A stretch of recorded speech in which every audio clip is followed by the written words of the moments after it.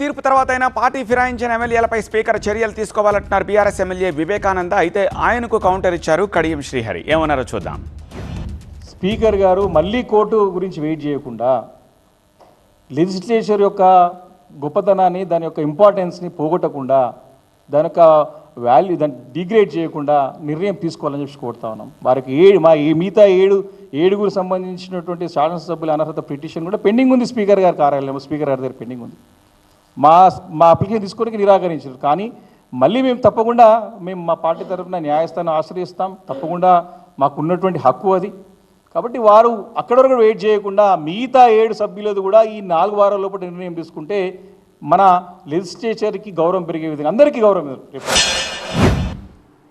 BRS party Congress పార్టీని, CPI పార్టీని, వైఎస్ఆర్సిపి పార్టీని, తెలుగుదేశం పార్టీ, అన్ని పార్టీలను కూడా పెద్ద ఎత్తున డిఫెక్షన్లను ప్రోత్సహించి పార్టీలో చేర్చుకొని విలీనమనే ఓ కొత్త పేరు పెట్టి కొత్త నాటకాలు ఆడినలు.